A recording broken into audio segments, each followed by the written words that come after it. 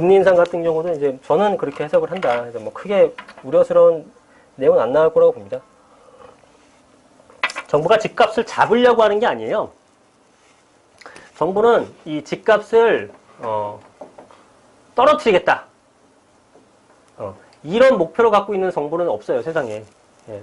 다만 안정화시키겠다는 거 있죠. 안정화. 예. 그래서 급등하거나 급락하는 것을 방지하는 역할을 하는 겁니다. 급등을 하니까 안정화시키려고 강제 좀 센 규제책을 내놓는 거죠.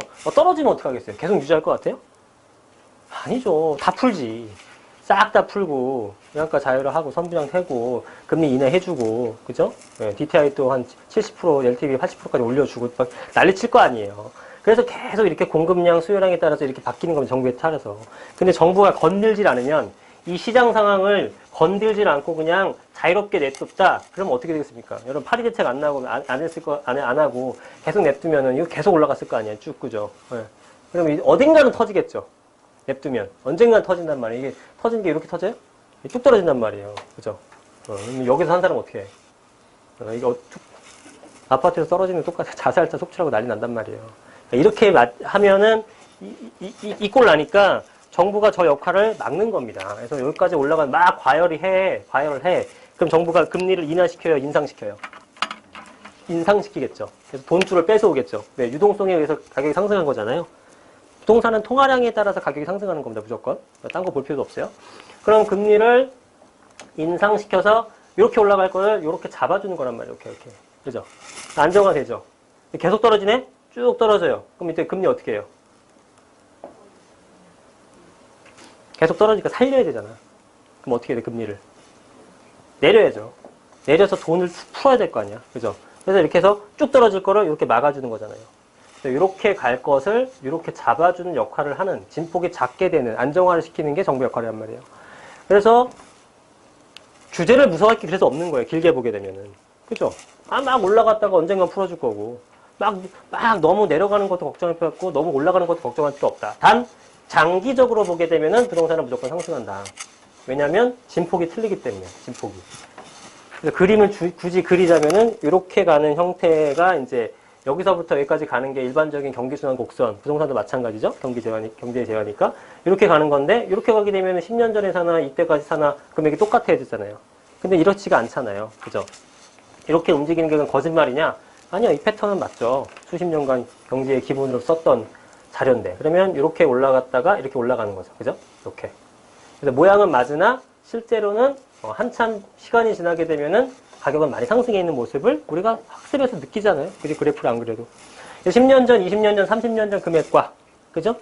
비교를 하게 보게 되면은 당연히 올라 있잖아요. 그죠? 2000년대 초반, 90년대 초반, 80년대 초반 가격하고 지금 가격하고 비교해보세요. 어마어마하죠? 그때 주택연금, 주택복권이 얼마였으면 1억이었잖아요. 1억. 집사라고 1억 줬어요. 1억 갖고 원룸 전세도 제일 못 보여주면. 그죠? 값이 그렇게 올랐잖아요. 그러면은 10년 뒤라고 왜 안 오를 거라고 생각하는 거냐 이거지. 10년 뒤에 당연히 오르죠. 5년 뒤에 오르지. 집값은 올라요. 무조건 올라. 무조건 오르는데 그러니까 부동산을 투자 안 한다는 걸 바보 주신 것 같고 제가 볼 땐 일단 오르는 걸 안 하니까. 물론 부동산보다 더 많이 오를 수 있는 재테크 상품이 있다면 그걸 하는 게 맞아요. 근데 그런 게 있어요? 내가 일반적으로 볼 때는 없어요. 주식 전문가면 주식해도 돼. 부동산보다 더 잘하면. 수익률이 높으면. 근데 나머지는 없잖아요. 적금을 할 거야, 채권을 할 거야, 뭘 할 거야. 부동산보다 많이 오르는 게 없단 말이에요. 근데 아까도 설명했지만 예전에는 부동산을 사면은 무조건 오르는 시기도 있었어요. 뭘 사든 올랐어. 네가 10,000원을 벌건 난 8,000원을 벌건 얼마를 벌건 간에 못 오른 놈은 없어요. 근데 지금은 못 오른 놈들이 생긴다 이거지.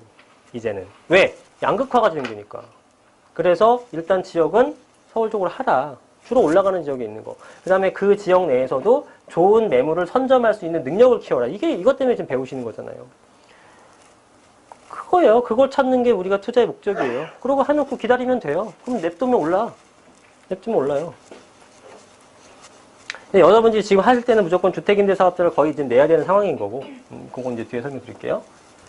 자, 그래서 이제 뭐 정확하게는 이렇게도 안 움직여요, 부동산은. 부동산은요, 이렇게 떨어지는 경우는 없어요. 사실상. 아까 말씀드렸죠? 40년 동안 떨어진 시기는 IMF 때, 세계금융위기 때, 서프라임 모기지 때 두 개밖에 없단 말이에요. 그런 돌발 변수가 없었던 일상적인 상황에서는 부동산이 떨어진 적이 없었어. 생각해 보세요. 근데 주장을 하는 게 아니라 사실을 말씀드리는 거예요. 생각해 보세요. 40년 동안 떨어진 적이 있었나? 한 번도 없죠.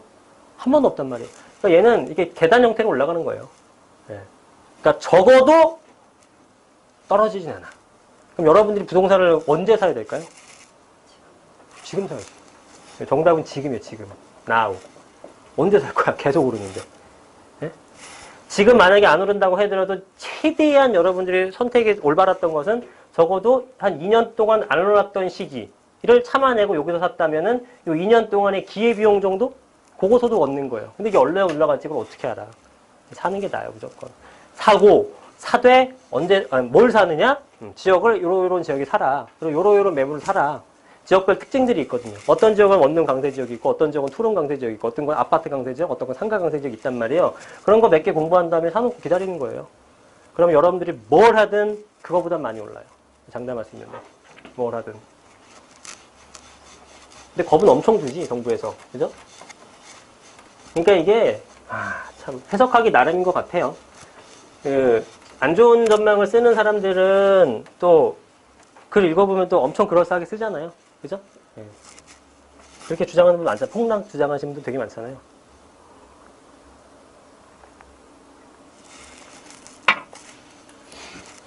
근데 이제 보세요. 주택임대사업자를 내라고 말씀드리는 이유는 뭐냐면, 이제 안 내면은, 다주택이 될 수 없어요. 나가 1주택만 가져가겠다. 그분은 그냥 안 와도 돼. 안 해도 돼요. 근데 소액 투자로 여러 개를 하겠다라 하시는 분들은 이제 사실 피해갈 방법은 없어요. 그죠? 네. 그러면 주택임대사업자는 이제 장단점들이 있는데 세금에 대한 혜택을 받는 게 있고요. 그다음 여기에 대한 의무가 있는 거잖아요. 이 두 가지를 모두 다 충족을 시켜줘야 되거든요. 주택임대사업자가 당장 좋은 건 뭐냐면은 다주택자에 대한 다주택 중과세 면제잖아요. 중과세 면제. 중과세 안 받는, 쉽게 해서 일반과세 받는다라는 거예요. 여러분들이 알고 있는 주택임대사업자의 가장 큰 혜택이 뭐 있나요? 취득세 어떻게 해줘요? 감면을 해줍니다. 얼마 감면해줄까요? 얼마가 아니라 몇 프로 감면해줄까요? 평수보다 이제 금액에 따라서. 85% 감면이 기본적으로 해주는 거고요. 100% 감면해주는 게 있어요. 요거 잘 모르시니까 조금 설명 들어보세요. 요거에 대해서 잘 설명하는 게 없더라고. 100% 감면이 뭐냐면은, 2억 원. 2억 원이 된다. 이렇게 표현하면은 헷갈린다 이거지. 200만 원. 네. 취득세 부분이 200만 원이면은 이거 100%에 85%예요. 이게 100% 감면이에요. 200만 원 이하가 되면은 100% 감면을 받습니다. 그러면 만약에 주택이다. 그러면 2억 원짜리 주택이에요. 그럼 취득세 얼마 나와요? 원래 220인데 그렇게 계산하면 안 되고 그냥 1%로 계산합니다. 취득세 이거 산정할 때는. 그럼 2억짜리는 200이란 말이죠. 그래서 요거는 100% 감면을 받아요. 안 나와요. 세금이. 근데 2억 1000이야. 2억 1000. 그럼 210이 되는 거니까 이거는 넘어가죠? 그럼 최소 납부세제라고 해서 16년도에 나온 건데 요걸로 인해서 85%를 감면을 받고 15%가 납부가 되는 겁니다. 그죠? 그럼 15% 납부 2억 1000이면 210만 원이잖아요. 아까 거기다 또 1.1 곱해야 되는 거죠? 세금이 따라 붙으니까 21만 원이 붙죠. 231만 원에 15%가 부과가 되는 거예요. 그러면 23만 원에 11만 5천 원. 4만 원, 35만 원 정도 나오겠네요. 이렇게 납부가 되는 겁니다. 그죠? 자, 그러면, 자, 2억 1000이면은 납부하는 거고, 1억 9천이면은 납부 안 하잖아요. 그죠? 그럼 1억 5천짜리 오피스텔은 어떻게 될까요? 납부해야 안 해요? 안 할 것 같지? 네? 해야 안 해요? 네, 납부합니다. 얘는. 네. 얘는 전혀 100% 감면이 아니라 15% 납부를 해야 됩니다. 요거 설명드리려고 하는 거예요. 그래서 제가 아까 2억이라는 금액으로 판단하지 말고 이 금액으로 판단하라 했잖아요. 취득세액으로. 자, 1억 5천짜리에 오피스텔은 세율이 1%가 아니잖아요. 그죠? 4. 4.6이 정확하게 하게 되면, 근데 나머지 농특세 이런 거 말고 순수 취득세가 4%니까 600이 되는 거잖아요. 200 넘잖아. 되는 거지. 6천만 원이면 어떻게 될까요? 6천만 원이면은, 내요, 안 내요? 내요? 6천만 원짜리인데? 6천 곱하기 4가 지금 안 되시는 거야, 지금? 얼마일까요? 240. 넘어요, 안 넘어요? 넘죠. 6천만 원짜리 오피스텔 사도 나빠합니다. 네. 5천 이하를 사야 돼요. 오피스텔은 5천 이하를 사야지만 100% 감면이에요. 5천짜리 오피스텔 있게요, 없게요? 없어요. 무조건 내야 된다 생각하시면 돼요. 네. 무조건 나빠야 하는 겁니다. 근데 혜택은 사실은 오피스텔이 훨씬 더 많이 보죠. 왜? 3억짜리 주택은 330에서 85% 감면받는 거니까 얘는 혜택을 얼마 받는 거냐면은 15%니까 47만 원 빼니까 한 280. 한 280만 원 정도 혜택을 보는 거예요. 그죠? 반면에 3억짜리 주택이고 3억짜리 OP 같은 건 어떨까요? 330만 원에 아니 330이란다.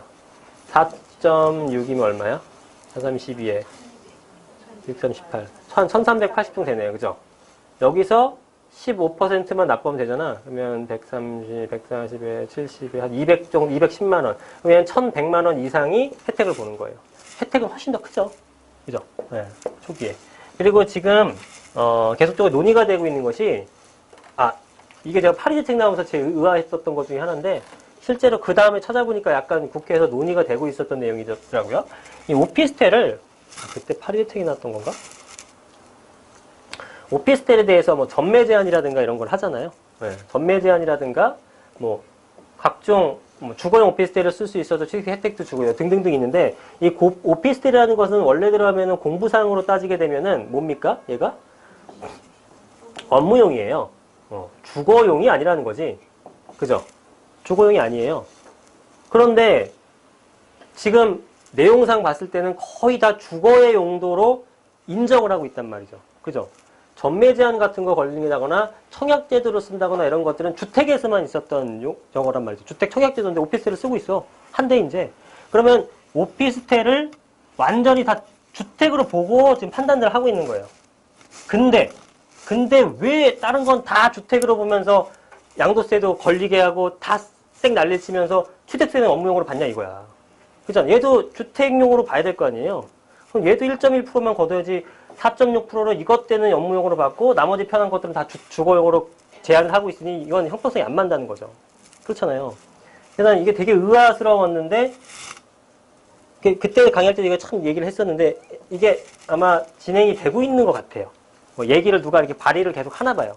국회에 계류가 된 건지 모르겠는데 그래서 이런 식으로 가게 되면 오피스텔이 만약에 이렇게 막 떨어지게 된다 그러면 오피스텔 인기가 엄청나게 높아질 수 있습니다. 그죠? 오피스텔은 뭐 해도 되는데요.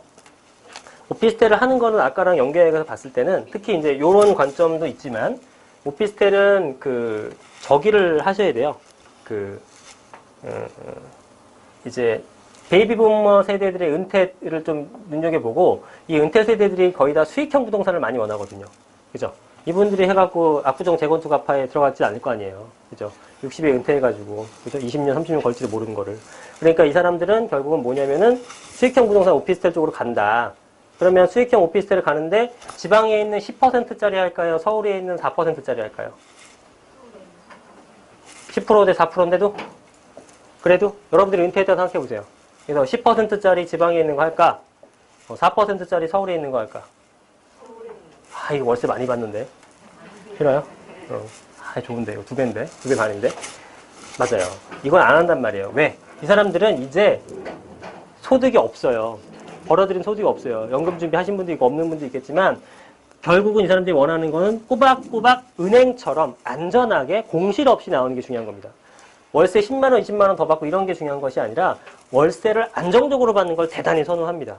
제 책 중에 100세 시대 은퇴설계라는 책도 있거든요. 거기서도 내용을 말씀드렸었는데 이런 형태의 희망하시는 분들이 대다수입니다. 상당히 많이 상담했더니 그럼 이분들은 결국은 어디 사냐면 서울에 있는 오피스텔 같은 거 산다 이거지. 뭐 상가를 사는 분도 있고 다가구 주택이나 상가주택 사는 분도 있겠지만 자금이 많지 않다면 서울의 오피스텔이 제일 안전빵이에요. 상가는 좀 위험하잖아. 상권 바뀌면 훅 가잖아요. 비싸고. 그래서 이런 오피스텔 같은 거를 원한단 말이죠. 그럼 서울에 있는 오피스텔 같은 것들은 은퇴자들이 이제 본격화되고 있으니까 이 사람들이 다 수요자들로 편입이 되게 되면서 가격이 올라갈 수 있다는 얘기죠. 월세는 따라 올라갈까 어떻게 올라갈까요? 월세는 따라 올라갈 수도 있고 안 할 수도 있고 멈출 수도 있어요. 상관없어. 매매가는 많이 올라. 그러면 수익률이 4%에서 5%로 올라가는 거예요? 4%에서 3%로 내려가는 거예요? 응? 자, 매매가가 상승하는 거는 4%에서 수익률이 5%가 되는 거냐 아니면 3%로 내려가는 거냐 어떤 거예요? 헷갈리나요? 올라가는 거예요? 자, 1억인데 그냥 단순하게 연 300만 원 받는 애가 있어요. 그럼 이거 400만 원 합시다. 1억짜리 갖고 있는데 400만 원 받고 있어요. 이 수익률 몇 프로예요? 3.4가 아니라 연 400만 원 받고 있어요. 4%죠. 금액이 올라가 2억 됐어요. 400만 원 그대로 받고 있어요. 이거 수익률 몇 프로예요? 2%죠. 그러면 이제 금액이 올라가면 수익률은 올라가야 떨어져요. 떨어지는 거죠. 그래서 떨어집니다. 수익률은. 앞으로 수익률은 점점 떨어집니다. 예전에 비했을 때 떨어졌어요? 안 떨어졌어요? 떨어졌잖아요. 오피스텔 떨어졌잖아. 수익률이 떨어졌지만 매매가 올랐어요? 떨어졌어요? 올랐단 말이에요. 이렇게 된다는 건데 그러면 수익률이 떨어지는 거는 물론 중요해요. 수익형 부동산이니까. 그러면 지금이 이제 평균적으로 봤을 때는 서울에 있는 게 한 5% 내외 정도가 되고 있거든요. 잘 나오는 데는 5.6, 안 나오면 4.3. 요 정도 평균 되는데 5%가 그러면 이제 나중에 4%가 될 수 있다는 얘기잖아요. 대신에 매매가가 뭐 1억에서 뭐 1억 한 3천이 됐겠지. 자, 그러면은 이게 계속적으로 수요가 많아지면서 가격이 올라가면 수익률은 계속 떨어질 거 아니에요. 그럼 수익률이 계속 떨어지는데도 과연 살까 이거지. 요 수익률이 어느 정도까지 떨어질 때까지 사람들이 살까 이거예요. 이것도 중요하겠죠. 계속 되지는 않고 마이너스는 뭐 나한테 막 않잖아요. 그죠? 10억인데 20만 원 받아 살 거예요? 엄청 안전한데? 그럴 바에 은행에 넣을 거 아니야. 그죠? 뭐 언제까지 사겠어요? 맞아요. 은행 금리 수준하고 거의 수렴하는 수준까지 갑니다. 그때까지는 얘는 이제 변동이니까 뭐 그때 뭐 얘가 1%라 그러면은 적어도 2%나 1.5%가 되더라도 살 사람들이 분명히 생길 거예요. 네, 그때까지는 가격이 계속 올 수 있다는 거지. 오피스텔은 해도 됩니다. 되는데 오피스텔을 사야 되느냐 아파트를 사야 되느냐 빌라를 사야 되느냐 이게 중요한 게 아니야. 그죠? 지역을 어디로 하는 겁니다. 이거 지금 설명드렸던 걸 지방에 하게 되면 수요 아무도 없어요. 가격 떨어지는 겁니다. 감가만 되고. 네, 문제가 심각해지는 거고. 서울 중에서도 역세권, 뭐 살 때 뻔하잖아요. 역세권에 뭐 2호선 내에 있는 도심권, 뭐 강남, 여의도 이런 쪽, 그죠? 그런 쪽에 사는 게죠. 도심에 있는 그런 오피스텔들. 그런 건 계속 올릴 수 있다라고 보는 거죠. 대학교는 근데 조금 이번에 내용 보니까 대학교는 이제 이런 건 있어요. 기숙사 같은 것들에 확충을 많이 하거든요. 기숙사 확충? 이런 것도 그냥 넘어가지 말고 그런가 보다 하지 마시고 파악을 해보세요. 기숙사 확충되게 되면 대학가 근처에 있는 원룸 좋아요, 나빠요? 좋지 않죠? 그럼 그쪽에는 계속 이런 식으로 정책을 써 나간다면은 그쪽에 있는 대학가 근처에 있는 원룸들이 수익률이 점점 악화가 될 거란 말이죠. 기본적으로 수익률이 악화되는 것은 가격이 빠지는 겁니다. 좀 전에 아니라면서요. 그게 헷갈리시면 안 돼요. 좀 전 거는 전혀 별개의 문제고 그거는 수요가 계속 늘어나는 거고 일반적인 것들은 수익률 보고 들어가는 거란 말이에요. 그죠? 여러분들 한 달에 30만 원 받는 거 있어요. 이거 살 거예요, 말 거예요? 한 달에 30만 원 받는 오피 있어요. 100만 원 받아, 100만 원. 살 거야, 안 살 거예요? 사죠. 근데 이게 100억이야. 살 거야, 안 살 거야? 안 사잖아. 그러니까 여러분들은 월세를 보고 들어가는 게 아니라 결국은 매가 대비 수익률을 보고 들어가는 거예요. 그죠? 이거 3천만 원이야. 월 100만 원 받아 사요, 안 사요? 한 20개도 사겠죠. 산단 말이에요. 그러니까 이거와 따져서 이 금액을 판단한단 말이죠. 그래서 수익률 자체고 결국은 여러분들이 들어가는 거 월세를 얼마 받느냐 이런 게 아니라 수익률 보고 들어가는 거예요. 그죠? 근데 수익률이 막 되게 안 좋아. 뭐 2%, 3% 그러면 안 들어가요. 이런 것들은. 네. 아까 그거랑 헷갈리시면 안 되는 겁니다. 어쨌든 이런 데는 계속적으로 떨어질 수 있고 지방에 있는 대학가 원룸 전망이 좋은 게 아니야. 네. 용적률이 계속 상향시켜 주니까 이쪽에서 우리 게 아니라 대학 내부에 짓는 것도 용적률을 확 상향시켜 준대요. 더 많이 지을 수 있는 거잖아. 그죠? 그러니까 정부 입장에서는 그럴 수밖에 없죠. 학생들 좀 더 안정적으로 학업에 열중할 수 있게끔 만들어내야 되는 거니까. 그래서 그렇다. 그리고 이제 취득세. 그 다음에 혜택을 받는 게 뭐냐면 재산세에 대한 혜택을 받는 게 있어요. 재산세는 다만 요건 2주택, 2주택 이상이어야지만 재산세에 대한 혜택을 받는 겁니다. 재산세에 대해서 감면을 받아요. 감면. 역시. 근데 재산세는 또 두 가지죠. 이게 준공공임대가 있고 단기임대주택이 있어요. 단기. 그다음에 장기죠. 장기. 이제 장기라고 하면 헷갈릴 수 있으니 준공공임대라고 합시다. 준공공. 단기임대 사업자는 요거는 몇 년 의무보유 기간을 가지잖아요. 4년. 근데 정확하게는 4년이라고 해석하시면 안 되고요. 4년짜리가 있고 또 5년짜리가 있어요. 이거 잘 파악하세요. 자, 일단 단기부터 해볼게요. 자, 단기 임대 사업자를 내고 4년만 보유하고 팔게 되면은 이런 취득세에 대한 혜택은 다 받습니다. 그러니까 취득세에 대한 의무기간은 요거는 4년이 맞아요. 근데 재산세를 다 감면을 받았는데 4년 3개월 만에 팔았다. 재산세는 다시 다 토해냅니다. 종부세도 다 토해냅니다. 양도세 거주에 대한 합산 비과세 받았으면 다 토해냅니다. 즉, 취득세에 대한 부분만 의무기간이 4년인 거고 나머지 혜택에 대해서는 5년이에요. 그래서 내가 합산배제 받았거나 재산세 감면 받았거나 이런 혜택을 받았다면 의무기간은 5년입니다. 4년으로 딱 떨어지는 게 아니에요. 그래서 이 단기 임대사업자를 내게 되면은 이게 현행으로는 60제곱미터 이거는 면적 기준이에요. 이거는 금액 기준이고 60제곱미터인 것들은 50%에 대한 감면 해줍니다. 자, 재산세는 분명히 말씀드렸지만 2주택 이상자입니다. 저는 하나 했는데 재산세 똑같이 나오던데요? 당연합니다. 2주택 이상이고 재산세에 대한 감면 신청을 하셔야 돼요. 85제곱미터인 것들은 얼마 정도 되가면 이건 25%가 됩니다. 아니, 감면 받는 게. 예, 감면 받는 게. 적은 거 아니에요. 그리고 중공고임대는 몇 년짜리죠? 중공고임대라는 이 주택임대사업자는 몇 년 의무기간이? 8년이죠? 예, 8년이고 얘는 60제곱미터도 있지만 얘는 작은 것부터 있어요. 40제곱미터도 있고요. 60제곱미터도 있고 85제곱미터도 있어요. 얘는 얘보다 감면율이 더 높을까요? 낮을까요? 높겠죠. 더 오랫동안 사회에 봉사하니까. 그죠? 그러면 얘는 60제곱미터가 25%가 더 늘어나서 75% 감면을 받고요. 85제곱미터는 50% 감면을 받습니다. 얘는 얼마 그러면 몇 프로일까요? 50, 75 몇이겠어요? 감면, 면제제, 면제. 네, 면제를 받습니다. 그래서 여러분들이 40제곱미터 이하라면 우리가 평형으로 환산하게 되면 실평수 한 12평 정도 되는 거거든요. 네. 이게 전용 면적 기준이란 말이에요. 사실 좀 더 커도 발코니 확대 면적 합치게 되면 더 큰 것도 돼요. 심지어 3룸도 있을 수 있어요. 근데 12평짜리라고 가정하고 이런 투룸 같은 거를 사가지고 중공공 임대로 놔. 중공공 임대 놔가지고요. 10년 임대하게 되면 어떻게 되게 해요? 양도세가 100% 면제예요. 양도세가 100% 면제예요. 100% 면제. 그러면 요거를 사서 이거를 예를 들어서 사서 재산세 혜택 받았죠? 취득세 혜택 받았죠? 나중에 양도세 할 때 양도세 면제 받았죠? 종부세 합산 배제되니까 종부세 한 번도 안 내죠? 그죠? 그렇게 해서 이거를 매일 100개 사도 돼요. 그죠? 세금 낼 게 없어. 취득세 다 감면 받죠? 조금 내지만. 네? 재산세 하나도 안 내죠? 종부세 하나도 안 내죠? 양도세 하나도 안 내죠? 물론 농특세 좀 내지만 그렇게 갈 수도 있는 거예요. 장기를 가실 분들은. 중공공임대에서는 하실 분들은 해도 된다고 봐요. 뭐 이런 기회가 어디 있어요? 이거 한시법이에요. 이거 법으로 딱 정해진 게 아니라 한시적으로 해주는 법이에요. 그래서 이런 혜택을 받으면 된다. 엄청나죠? 예, 이런 경우가 없죠. 그러니까 지금 아무리 규제를 한다 그래도 지금 주택임대사업자를 계속 유도를 하고 있고 활성화시키기 위해서 얘는 못 건듭니다. 앞으로도. 그러면 종부세 합산 배제를 만약에 풀어버렸다.